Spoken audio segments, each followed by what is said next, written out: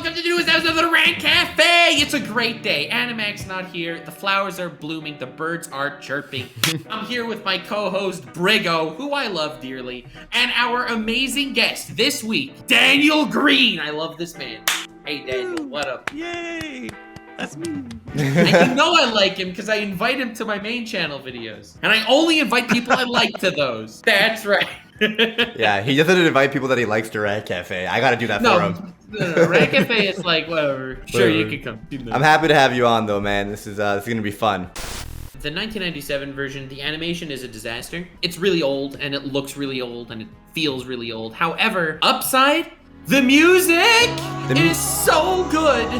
It's so good. Oh my god. Yeah, it's amazing, the music, but I do think it captures the tone correctly. While like the later renditions, like the 2016, it just felt so. Those are like very CGI. Yeah. Very clunky, and it's like it just doesn't feel like it's Berserk. Like these picture badass dark moments, I'd watch it and I'm just like, that just looks stupid. And it's even sadder because like the actual art in the manga is like top. It's the best Beautiful. manga art ever. I can't speak on that because I'm still so new into manga, but I will say it's the most impressive I've read. Like, I've only read like 2 or 3 or 4 mangas, so I can't have like a authoritative voice, but Jesus Christ, am I constantly like looking at panels of Berserk, especially like the multi-page ones, and just thinking like, I want that as a poster in my office. As far as I've seen, the only manga I think that the art is even in the same tier as Berserk is the Murata One Punch Man. Yeah, I agree. Yeah, that's the only one that I think is even in the same league. And I still think Berserk is better. Like they're definitely different art styles. Like Berserk is just so detailed. The expressionist panels, like where you just see like shadows and like oh my god, it's beautiful. I'm telling you, Berserk is my favorite manga of all time. I've read it multiple times. It's so good. Guts and Griffith are 2 of the best characters ever written. Ever. I will say it has potential to overtake One Piece for me. Like, I love One Piece, but I love One Piece too. That's my second favorite manga, for sure. But Berserk is just like, it's making me feel like few fantasy series have ever made me feel in terms of anger and disgust and caring for characters who are obviously not, like, even Guts is a bad person. Like, he doesn't do good things. Like, he's a professional killer, but you feel for him on such a deep level, and that just speaks to like how. Dude, can I swear in this? Yeah. We're having you. Well, he's written. That's all. Yo, we're having you back in 2 months, bro. We're having you back in 2 months, and like just to see your reaction to some of the things we're not allowed to talk about right now. What would be the worst possible casting for Berserk is what I want to know. If they were doing a live action one, like, immediately what came to mind is like Mr. Morbius himself for Griffith. Like Jared Leto's Griffith would be the most vomit-inducing interpretation of that character. Leto as Griffith and like Stallone as Guts. So here's the thing. There's no way, because Jared Leto is a professional, okay? He knows what he's doing. He went from playing the worst DC villain in history, like the bad Joker from Suicide Squad, to playing the worst Marvel villain in history. So this man has a reputation to uphold, okay? Maybe he could scrape out being Donovan. Yo, no, he can't be Donovan though, because he'll method act that shit. Well, here's the thing. I was gonna say, if he method acted Griffith, would he God. go around being? Oh my lord, dude, he would do nothing wrong. Benedict Cumberbatch would be a sick Griffith. Yes, he actually would. That's a good. He would choice, be a sick Griffith. What if? Okay, I'm gonna throw out something that it's such good casting. I think it'll turn you around, and you'll be like, no, I demand this live action Berserk be made, and I'm saying we cast Kevin Spacey as Guts. Chris Pratt. There we go. Oh, never mind. That's the way to go. Dude! I've seen. Oh, Meta Hulk, my editor, puts in the chat, Leto for Donovan. Jared Leto with the Yahoo News thing. Jared Leto has been method acting in hopes of playing a pedophile. Oh my god. Ooh. Jesus Christ. Yikes. Daniel, we have a very important question that we ask all our guests. What do you want to talk about? He already answered it though. I mean, we just started. He did kind of answer it, but I just want him to segue. What else do you want to talk about? Berserk. Let's go, dude. I don't have any. No, let's talk about One Piece, man. We could absolutely talk One Piece. It's so sad to me. I'm telling you, it's actually so sad how bad the part of Berserk you're in right now compared to how good. It gets so much better. It gets so much better. So so much better. But it does a good dude. job setting up for what happens later, though. So I can't even say it's bad, man. It's not bad. I'm exaggerating. It's great right now. It's just in comparison. It's an 8 out of 10 manga. Where you're up to. We're just doing it a lot of is not setup like now. Breaking Bad at all. The heights of Berserk are so much higher than the heights of Breaking Bad.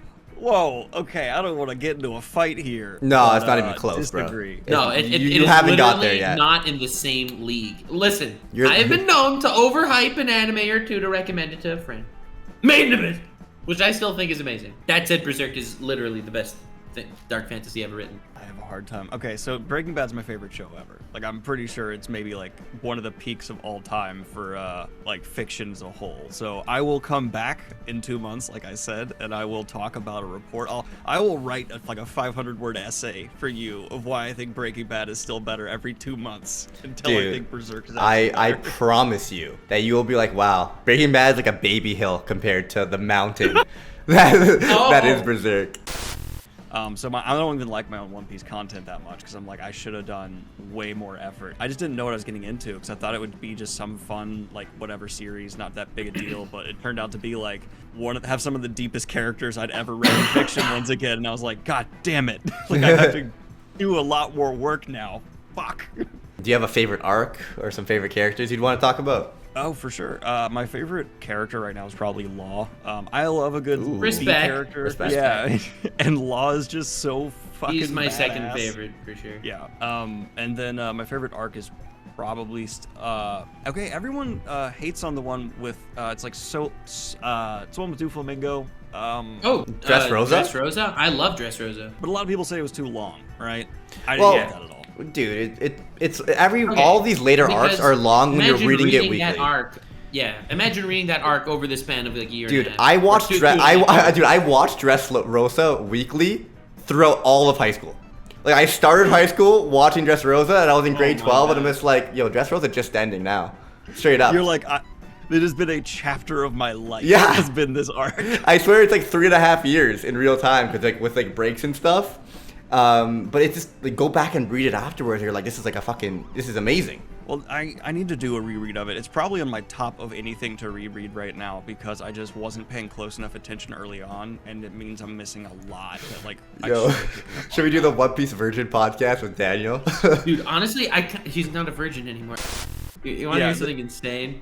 My cousin is up to date with Hajime no Ippo's manga. No, he's not. That's Yes, nutty. he is. There's like It's- 1,300 chapters, no? Yeah, it's longer than One Piece. It's insane. Boxing, Hajime no Ippo's in my top 5.